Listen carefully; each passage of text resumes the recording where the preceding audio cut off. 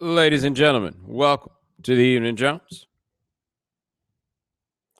All right, if you're watching at theevenjones.com, log in, use Twitter profile, Facebook profile, whatever kind of profile you got, go ahead and use it. Once you do, you can participate in our chat room. You can also send in your questions.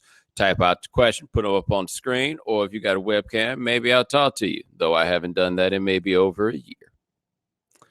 A little brief funny thing before we start this one. I do this on the laptop, just hold the microphone. But when you hit go live under the little interface, it says take a deep breath, and it gives you like this 5-second countdown. And I'm like, take a deep breath, bruh. I'm on my laptop. Like, if this was something that was high pressure, please believe I'd be doing it with a bit more of a sophisticated camera situation than what we got going here. No disrespect to y'all, but I would be using something far more significant than this little platform if I needed to be nervous before I got on here, Or am I speaking from the, privilege of like doing TV? Maybe that's it. I don't know. Anyway, hey man, how cold is it where you live?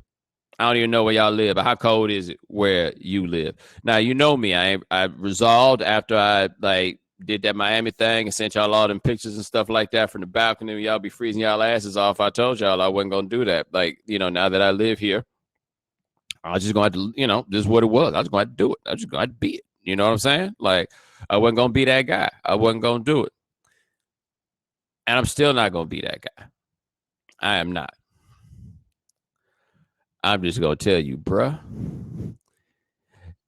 what I really hadn't done the math on is these days where it's kind of cold when you go to work and it's cold as hell when you walk out of there. Man, this number keeps falling so fast. It's down to 17, man. Let me tell you what happened today. And logically, this sort of thing should happen, right? It happens with rain. So I went to work. I left work. I got about 5-minute walk to the train. I probably got about 30 minutes on the train. Then I got like 5 minutes off the train, right? Kind of how it goes. I got on the train. It was a little windy, but wasn't such a thing. I had that goose on. I was good. I get on the train. No big deal. I get off the train. I'm in a snow globe. Like, just straight up in a snow globe. There's snow on the ground. I didn't even know it was that cold. You know what I'm saying? I come inside. It stopped.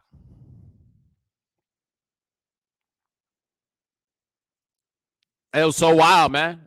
It was so wild. Like, I feel like when the folks from up north come down south talking about how's it raining on one side of the street and not the other, which honestly, as a concept, isn't that complex. Unless it's raining all over the world, the rain gonna have to stop somewhere.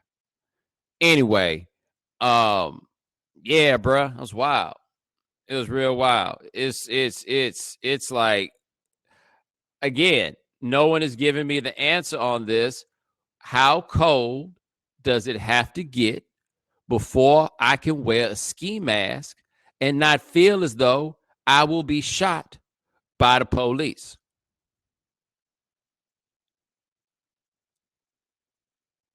How cold must it be? It's a relevant question. Okay. Let me pull up my weather app and see what the hell I got to do something with. Let's see what this is. Okay. And dude said, how cold is too cold for the police? One of y'all the police. It ain't going nowhere. It ain't somebody the police. One of y'all police. One of y'all know. Bruh, it is currently 9 degrees, and they say it feel like -7. Did you hear what I said? It feel like -7. At its worst, it's supposed to feel like -11.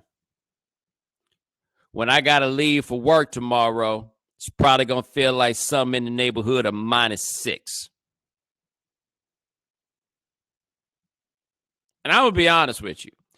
I understand the technical specifications and why the weather report looked the way it do and why they put things the way they do, and that the temperature is the temperature is the temperature.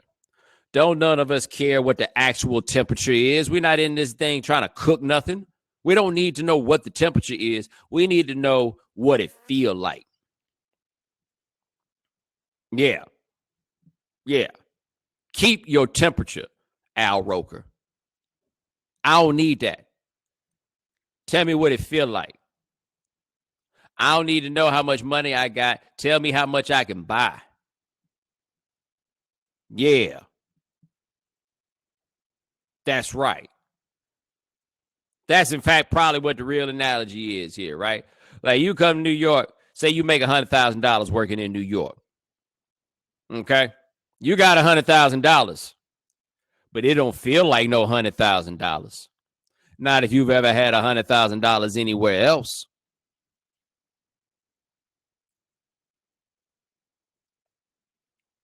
That's right. Get the temperature.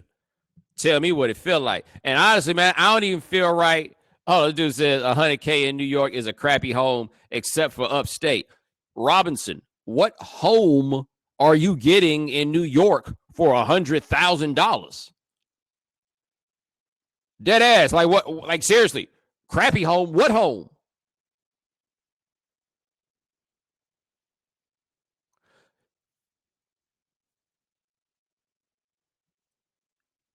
Oh, he's saying if you make $100,000, that you can get a crappy home in New York. Yeah, yeah, yeah, yeah, yeah, yeah. I mean, you don't necessarily get a crappy apartment, but it ain't gonna be a great one. No. I tell you this, I don't even feel right talking about the cold here, man. I got a partner that's in Kansas, and I hit him, and I was like, "Yo, how cold is it?" I was like, "Don't tell me the number. Tell me how it feels." And he said, actually, in Kansas, it wasn't so bad, but he said in Siberia. And that was the first time I'd ever heard anybody call Chicago Siberia. That's real. Like, I understand why y'all found Chirac to be offensive, but Siberia seemed like it's pretty accurate. It's like 50-something degrees below zero on the feel like, and feel like the only thing that matter. Because, again, this ain't no oven. It's outside. What it feel like. But, man, Jeremy said, my boy Kansas lied. Hey, man, I just asked him, damn, we got somebody talking about minus 56. That's the feel like, right? What does minus 56 feel like? Like, I need somebody to explain that to me because I don't fully understand. I'm assuming that they do some sort of mathematical calculation in order to get what the wind chill is and then to give you that feel like. And they say it feel like minus 56. Okay. But what that feel like? It's like I told my homeboy, don't give me the number. Tell me what it feel like. Don't tell me the wind chill. Tell me what it feel like. What minus 56 feel like?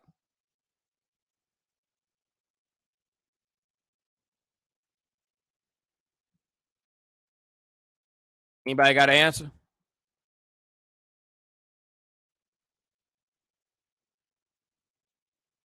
Because I can't imagine it.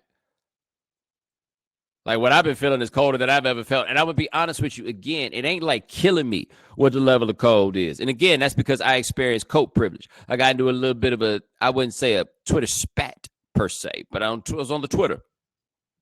And some dude was like, all you people talking about wearing your Canada, paying $800 for your Canada Goose, just go stand outside. I'm not going to lie to you. Like, I could handle the outside. If I didn't have to deal with the wind in my face, I put that goose on. I think I got like an $800 goose. I put that goose on. I can handle it.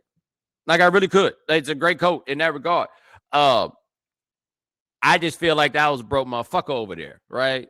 I do. Because, again, as we have talked about this many times, if there's something to spend $800 on, it's a coat. It is a portable heater. It is a heater for the place where you can't bring a heater. If you don't have $800 to spend on a coat, and I recognize $800 is a lot of money to spend on a coat, but look, if you don't have $800 to spend on a coat, I understand. I get it. I'm not knocking you for the fact that you don't have it. I'm just telling you, you're like, can't no coat be worth $800? Think about this for a second. there was probably also a time in your life where somebody suggested to you that you spend $1,000 on a mattress, and you were like, why would I do that when I could get a mattress for $500? Y'all remember them days? In fact, let me ask this question. Chat room, y'all help me out with this, because I've been down this road myself. I feel like I'm not the only person that's been down this road. You know what I'm talking about here.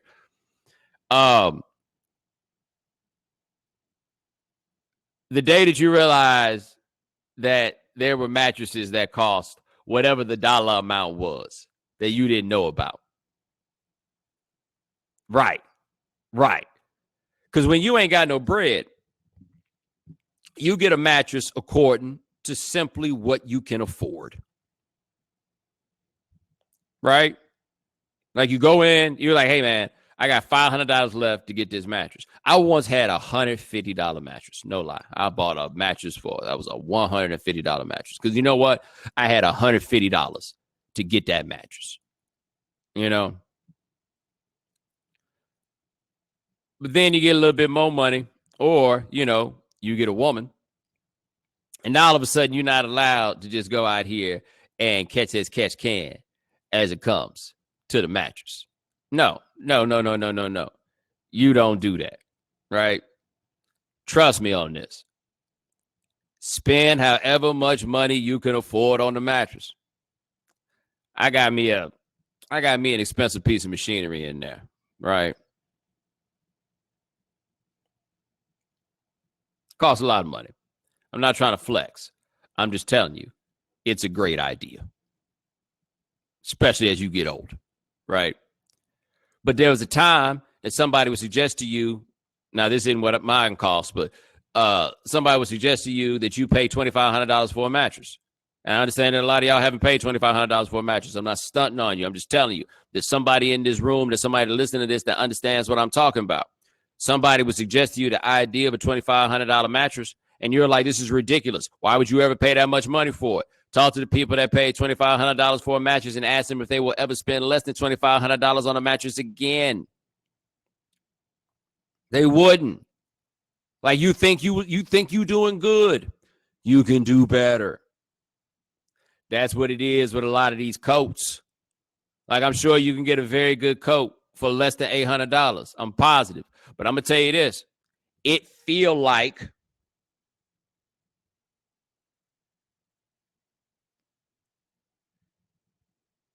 -7 outside.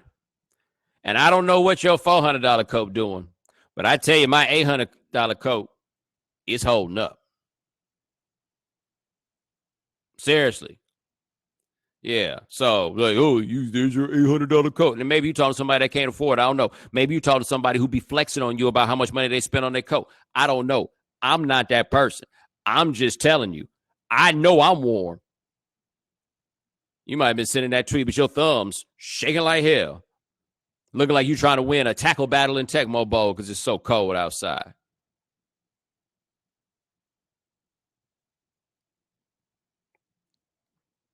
Anyway, let us move on to your questions.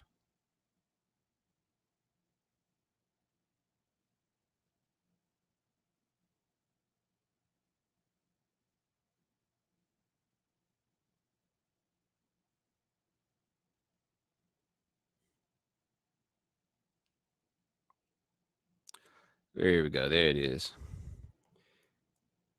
Is the Jussie?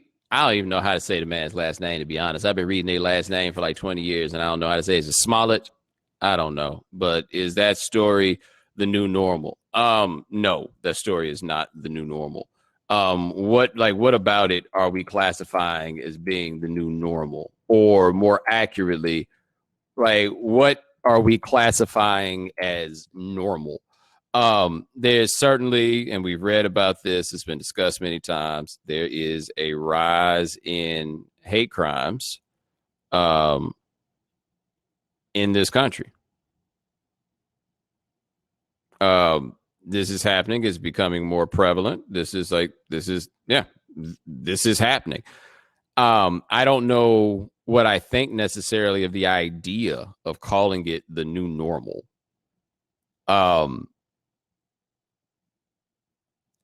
And so my man says, by normal, I meant the prevalence of hate crimes. I don't know. I don't have a great answer for that. I'll tell you this, though.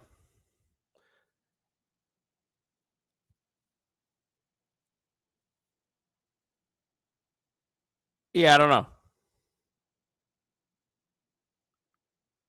And I think it's kind of like a disheartening idea that what is alleged is something that you just gonna have to like take for granted. Although,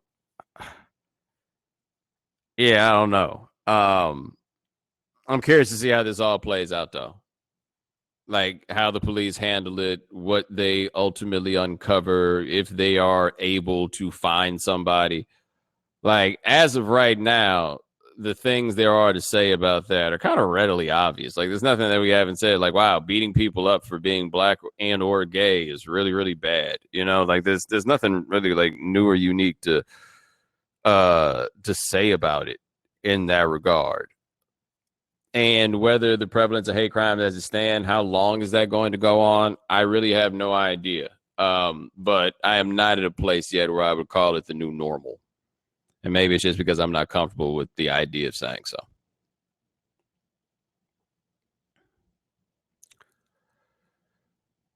Appreciate the question. Let me see what we got here.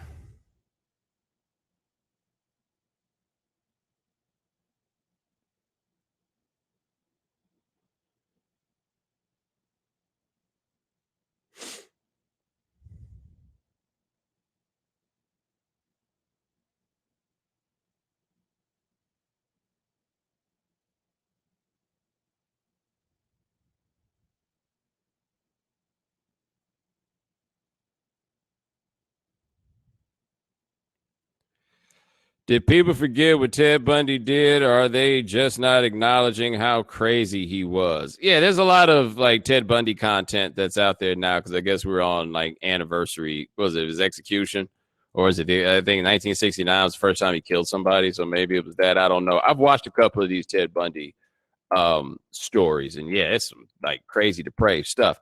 But to ask, have people forgotten like how crazy he was? No, that's the whole reason they got the stories is because of how crazy he was. Like that's the hook. That's in part while we're there. The thing with me about Bundy, and I saw somebody write this, a big part of why Bundy was able to pull this off just really had to do with white privilege. Like it was just the idea that he did not look like someone who would kill people in the eyes of a lot of people. Like he wasn't some sort of criminal genius or mastermind. Like he was like on your classic I went to law school asshole. And so, yeah, he wasn't like especially brilliant as much as they were primitive times, which limited the kind of investigation that they could do. Like if Ted Bundy was out here living right now, they would have had Ted Bundy after one of these because the game was just like completely different in that way. But no, nobody's forgetting how crazy he is. The only thing about like the thing that's distasteful is like presenting him as like they're basically presenting him like he like the alt right of serial killers. Does that make sense? Like, you know, when they was writing all them stories about the alt-right and they was talking about how, you know, where they're well-dressed and all that stuff like that, you know, like ignoring, like as if that made what they were saying any, like, different. That's kind of what it is with Ted Bundy. Like, yo, Ted Bundy's a serial killer, but he was good looking. What? And? And what he did at that sorority house in Tallahassee is one of the, like, more horrific things. Wow, I don't understand a whole lot about that. Wow. Yeah. All right, appreciate the question. Let me see what else you got here.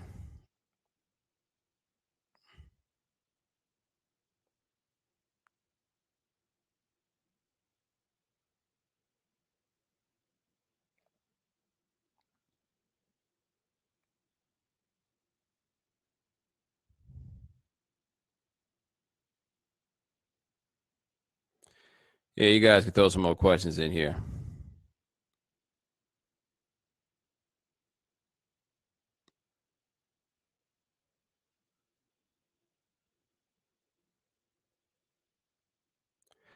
Is buying a $238 million apartment in New York just a flex? Yeah, man. Somebody like bought an apartment in New York City for $238 million. Now, is that a flex? I mean, I don't know what else it can be other than a flex.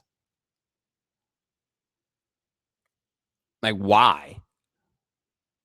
Like, I'm blown away by the idea that I'm assuming that if you do this, you have some reasonable presumption that at some point you're going to be able to sell it for more money. Also, how does that mortgage application go? I mean, I understand the man got all this money and everything else, and who knows, maybe he bought cash, but they'll never spend nothing in cash. Like, how many references you got to have to get a mortgage for $238 million? Like, do you put down a $50 million down payment? Like, you got to show up to closing with the check, cashier's check, by the way.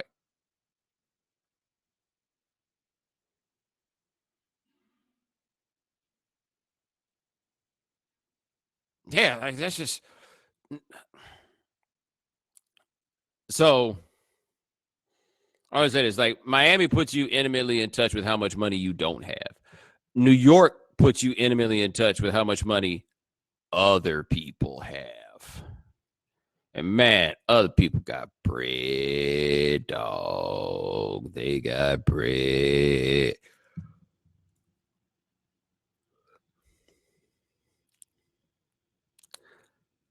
Appreciate the question.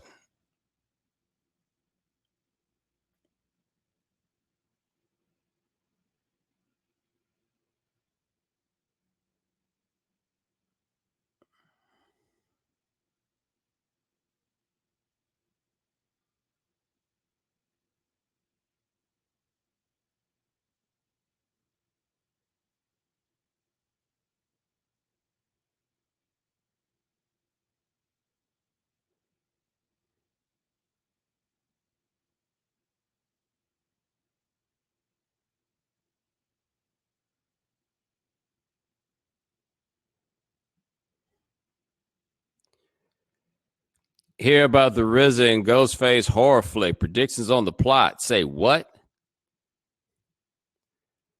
RZA and Ghostface are doing a horror movie. Like, so when you say that the RZA and Ghostface are doing a horror movie, are they doing like the score for a horror movie? Are they writing the horror movie? Are they going to be in the horror movie? Someone please tell me a little bit more about this. And I ask in part that you tell me a little more about this because, all right, writing and producing. Okay, so here's the thing. What's scary to me, it's not necessarily scary to you, et cetera. Now, there's some like pretty standard things that you get in horror movies or whatever it is.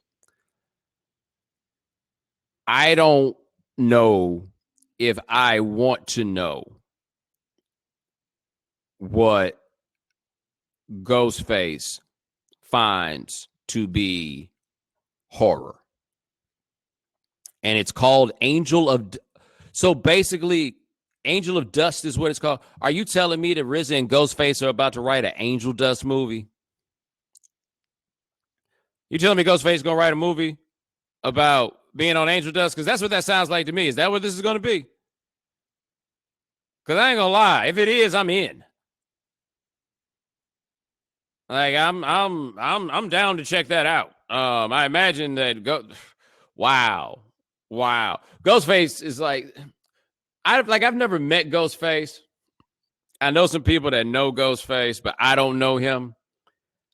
I will say that the conclusion I have drawn is that somehow Ghostface is the dude on Ghostface Records.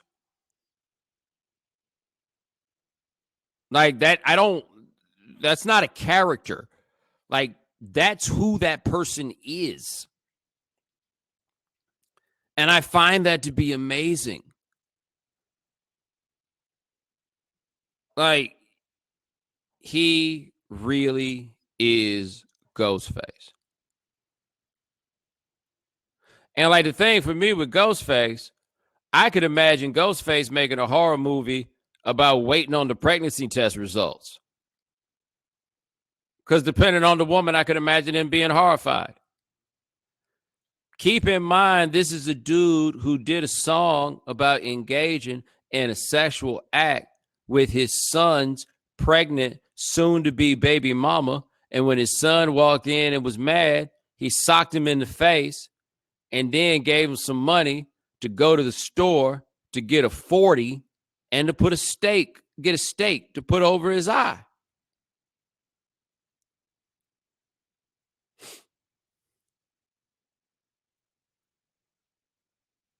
Yeah. This happened. From the chat room, I see that a few of you guys didn't get around to listening to Only Built for Cuban Links too.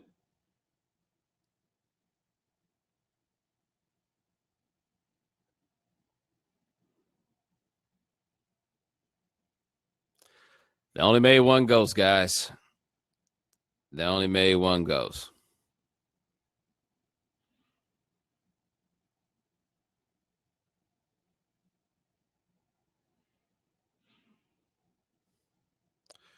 Appreciate the question. Let me see what else we got here.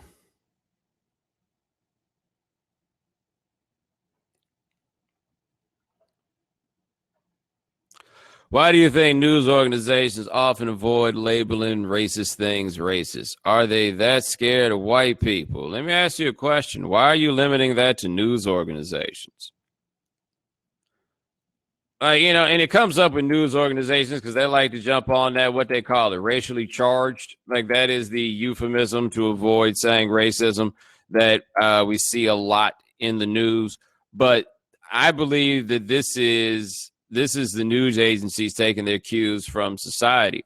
And white people are really afraid of calling anything at all racist. And here's why. At once, I believe white people know that racism is really, really bad. White people also know that racism is everywhere in this bad boy. So the options that they're then left with, or that many are left with, is to either acknowledge that racism is really bad or acknowledge that racism is everywhere. Because if you then have to acknowledge both, how can it be everywhere if racists are few and far between? Right? And that's the part that people aren't comfortable with. And I think that this gets lost in the mainstream discussion of racism. Like you think about, people ain't really got that much of a problem in most places in this country talking about the civil rights movement and segregation. And they can do that in very throaty terms, in large part because now that is from a bygone era. But number two, not only is from a bygone era, if you're from the North, that ain't about you. That's about them. It allows you to otherize racism. And I find white folks is real good at talking about racism when they can put it far, far, far, far, far, far, far away. Anything that gets a little close, people like they're a little dicey. They don't quite know exactly what to do on that. They don't. But no, they're not good with the idea of calling something racist. Like, we're not even talking about a person. Like, in the case of the smaller dude, we're talking about an allegation that he was beaten and a noose and like a rope was tied around his neck and that he was called racial slurs. Like, that is the allegation. So I forget what, I think it was Entertainment Tonight. They sent something out and they referred to the attack as homophobic and racially charged. And what made it stand out in that case is that there was no compunction about saying homophobic. Like, homophobic and racist, we would agree, are analogous terms. There was no compunction about saying homophobic, but they stopped short on racist. Like, they didn't call it, wow, what kind of charge would it be? Homophobically charged? Is that what it would be? Yeah, but they don't do that. You see what I mean? Like they can go hard there, but then when it's just about race, like people before you, racism is crazy common. But before you dare say that somebody or something is racist, you got to have like 99% confidence, even though this is so prevalent.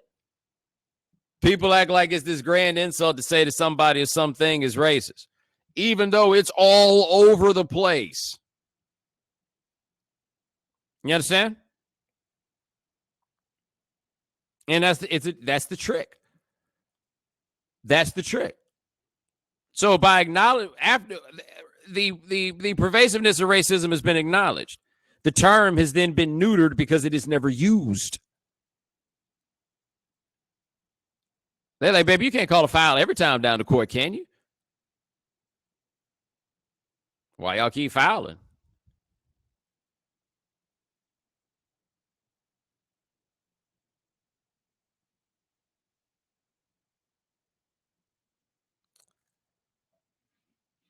All right. Appreciate the question.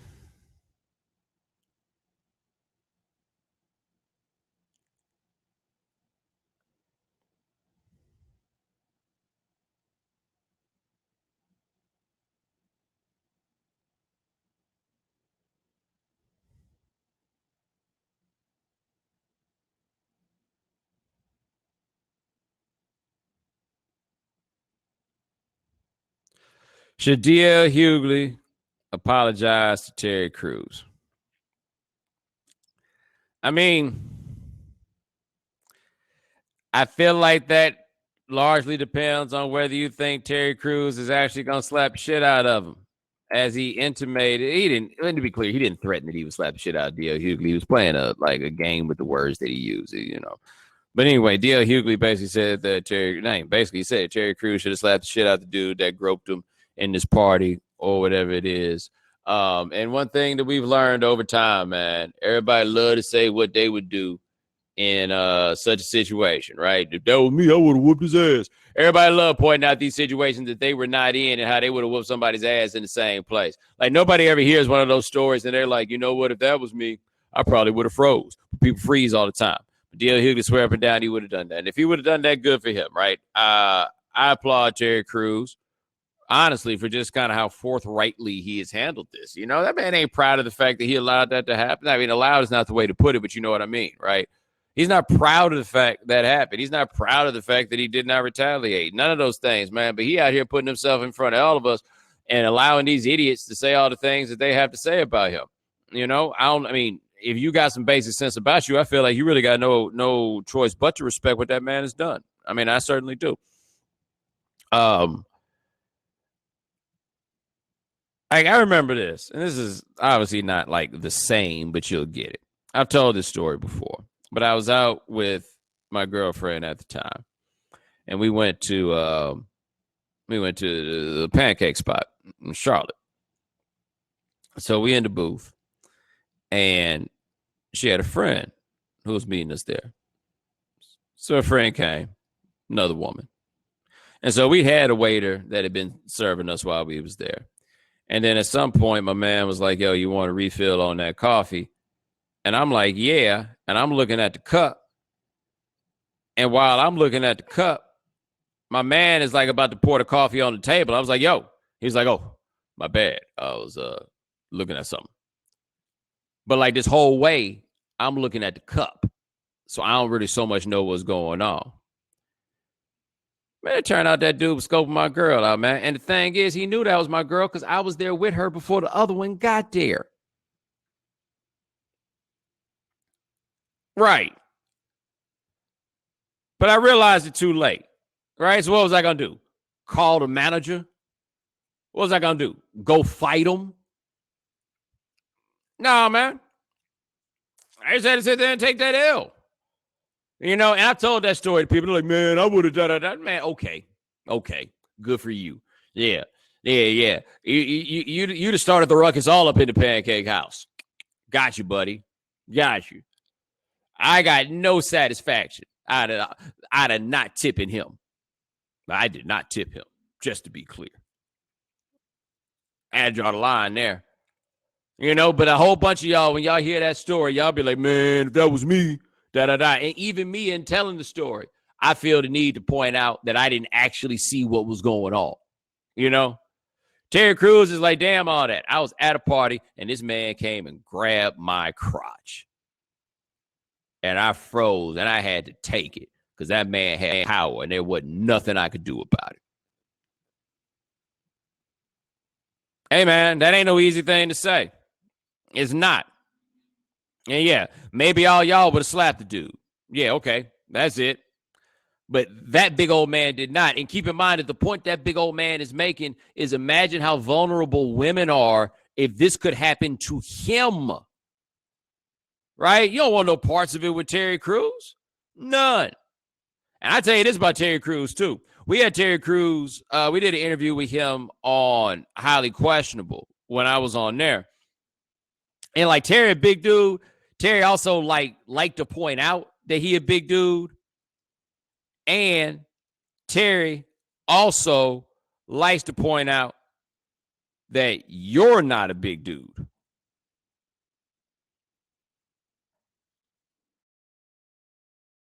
He's that guy. And so he's the dude that be out there like popping his pecs up in your face and stuff. Like, he did this in the interview. Like, he's the dude who does that stuff. And then he wound up being the dude who got grabbed up in the party, right? Don't you think for a second that didn't cross his mind or that sort of thing didn't cross his mind when it happened? Like, he's that guy. He flex on people in that way. And then in that moment, what could he do? Nothing, right? He's that big old dude. He way bigger probably than this other cat. And he couldn't do a thing. And if that dude couldn't do a thing, that dude who will flex on you couldn't do a thing. Then imagine what it's like for these other people. Because what can they do?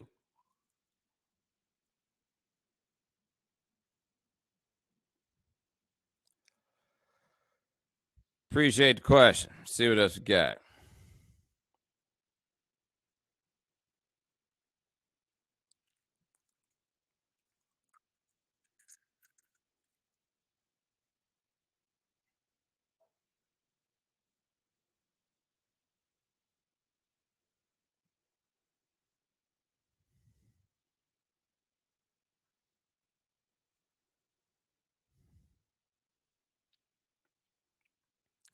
With deep fake technology and face swap becoming even more powerful, is that what's finally going to get Facebook out of here come election time? I don't know. Like the misinformation, the disinformation, whichever prefix you're supposed to use on it, that game about to get wild for this election that I am already dreading. Here's my. When I was a kid, if a company got as big as Facebook or Amazon or Google or those got, they'd break it up. I actually think for Facebook, they'd be better off getting broken up than what I think is ultimately going to happen, which is the company's going to collapse upon itself. Like, that's where I think it's going to happen. It's going to collapse upon itself if it's not saved from itself by being broken up by regulatory agencies. Like, it's a tenuous place. And the thing about it is, I wonder, honestly, if what's going to happen with Facebook is there's going to be a revolution because people don't want to be there, but they are. And the big advantage of Facebook is that everybody's there, which then makes it kind of an essential utility because unless everybody goes to something else, Facebook always has that value in that way. But as people are offended by what Facebook is doing, people feel violated by the way that Facebook is kicking it. And if people keep feeling that way while also feeling trapped and like they don't have any other option, and I understand why somebody would hear me say this right now and think that maybe I'm talking in terms that are a bit dramatic. But I think you feel me here. Like, if people feel trapped, they're going to break free. But what does a revolution against Facebook look like? I feel like we're going to find out.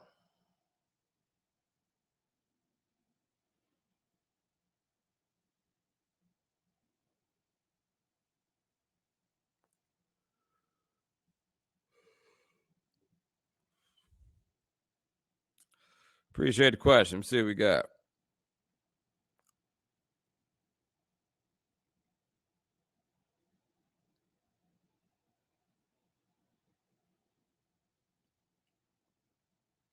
Since you enjoy left on left beef and political jokes, does no candidate having even 10% in the latest poll for the Democratic primary excite you? No, nothing about this excites me. I just want to get to the end. I don't find any excitement here.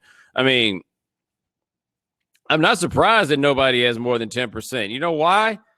Because it's January of 2019. The election ain't even till next year. Yeah. Most people don't know who the hell these people are overwhelmingly. Like now they're being introduced to these people. By this time in 2020, which if you have not heard, is the year there will actually be an election, it'll probably be just a little bit different.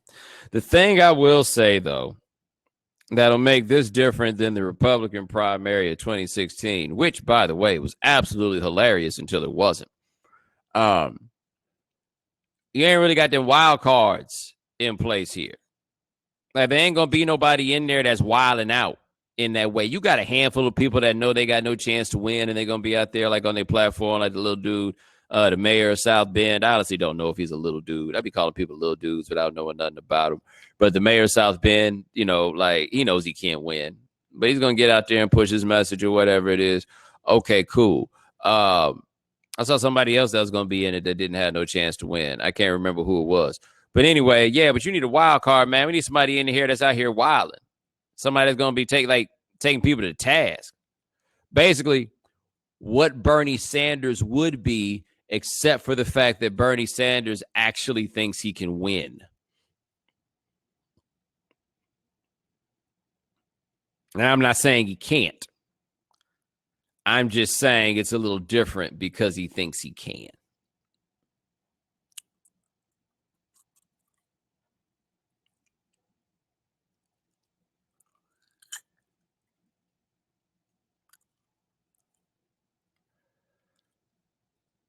All right, appreciate the question. Let's see what else we got.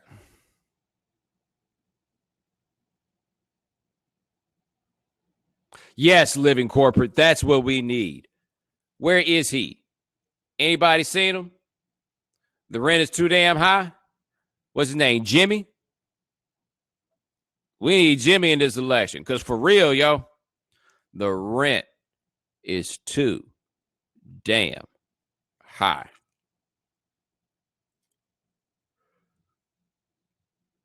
I honestly don't understand why that dude didn't win. Like, no matter who you are in New York, no matter how much money you got, that's something we can all agree on. The rent is too damn high. I'm really Jimmy McMillan. That's what it is. Can somebody look up if he's still in the league?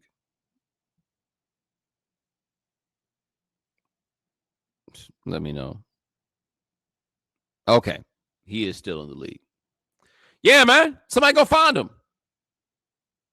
I feel like I could make him the president of the United States. No matter what it is that y'all want to talk about, the rent is too damn high. No matter where you want to maneuver or push this conversation, the rent is too damn high.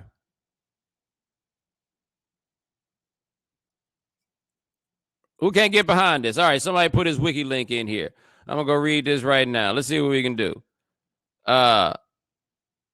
Yo, by the way, Jimmy doesn't look nearly as cuddly in his picture on the wiki as he did at that debate that I saw. Like, he might have got the fresh lineup on this one. Jimmy looked kind of ominous.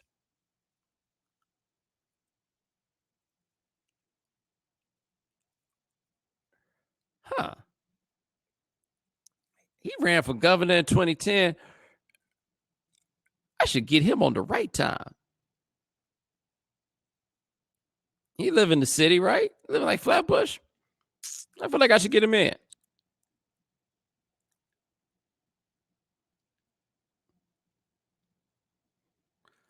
How old is Jimmy? Oh, Jimmy's 72.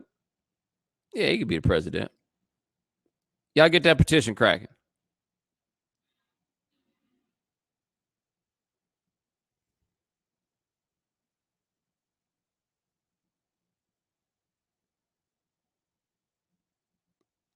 Somebody had this in here, and I'm not going to clown. I'm just going to bring this up. He says, with the passing of James Ingram, were you a fan of his music, and how would you rate him as an artist? I was not a fan of his music. I just don't listen to that kind of music so much. But, hey, man, when people die, y'all don't need to ask me to put them in a power ranking. Like, I might be inclined to do that myself, but you really, you understand what I mean? Like, am I making sense? Whoa, Jimmy down with Trump? Okay, so Jimmy can primary Trump. You telling me you wouldn't watch those debates? Because I would.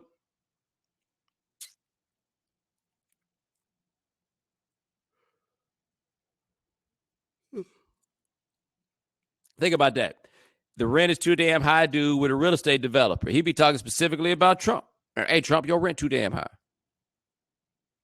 Get that petition cracking. Make it happen.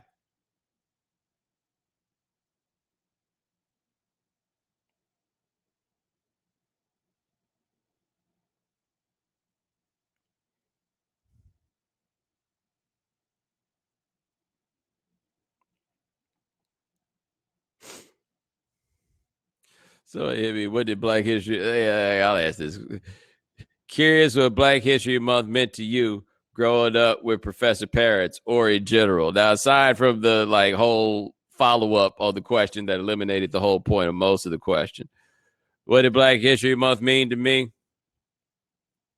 Every month was Black History Month. What are you talking about? You know what Black History Month meant for me? Going to school and listen to white people awkwardly tell me a bunch of stuff that I had already known, but blew the other kids' minds.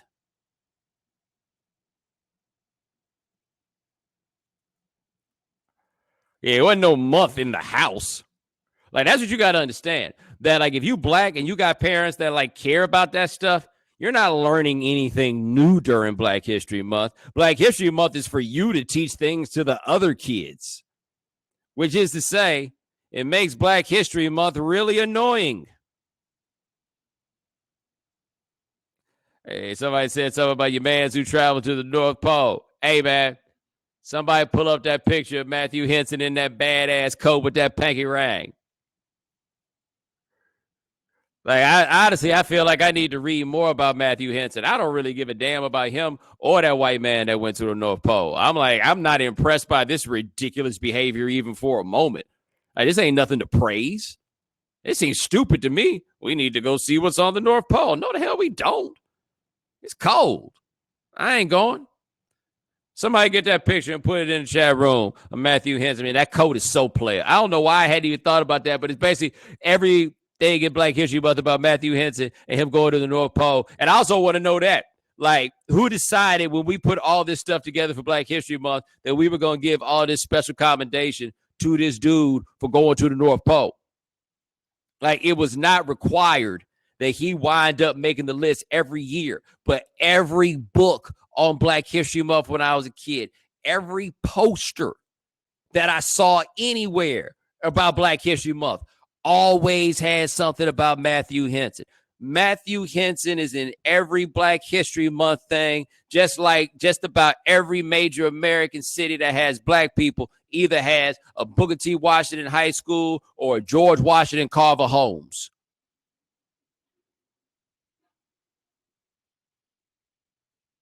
Like, all of them. And Matthew Henson, he always made the cut. What's my man's name? The first black dude to go to West Point. Was he the first black general? Henry O. Flipper. Y'all know about Flipper? Yeah. I ain't learned about Flipper till I got to college. But everybody knows about Matthew Henson and that player coat. Yeah, you got a picture of the coat right there. But there's a picture, not just him with the coat, but he got this fresh pinky ring. Henson, apparently Henson did a lot too.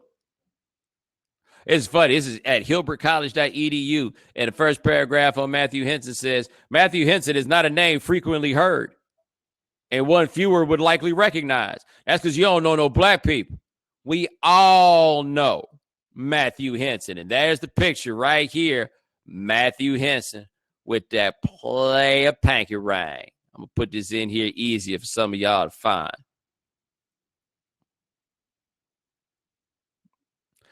He made the cut.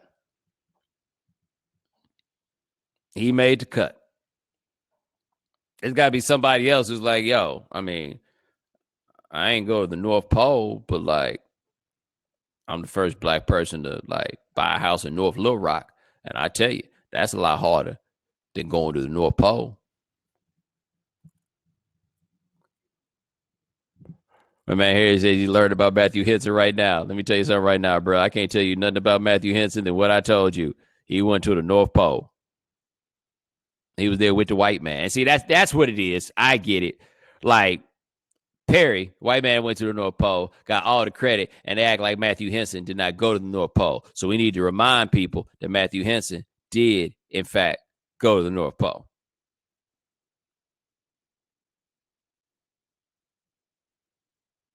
Damn, listen to this. Even as Perry received accolades, he was also the victim of doubt due to his lack of proof. However, Henson received almost no recognition and ended up as an employee at a federal customs house. In 1912, his book titled A Negro Explorer at the North Pole came out, but another 25 years have passed before he received some of the recognition he deserved. But at least they gave him some of his flowers while he was still alive. They buried him after many years at Arlington National Cemetery. But I'm sorry. You look at this man in this coat with this panky ring, I don't even understand how for a second somebody would try to ignore him. But again, as we talked about, there's another place, another thing that I don't understand, which is why your black ass wanted to go to the North Pole in the first place.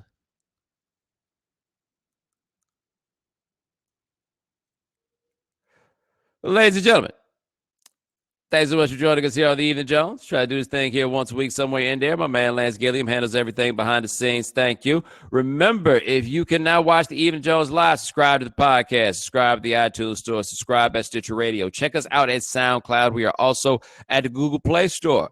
Talk to you guys probably next week. Take it easy.